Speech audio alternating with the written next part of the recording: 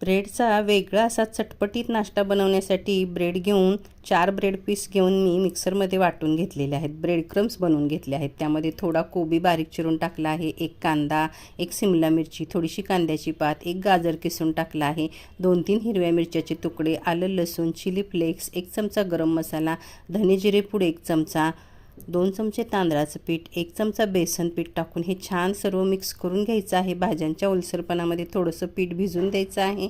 तोपर्यंत एक छान अशी चटपटीत चटणी देखील बनवलेली आहे.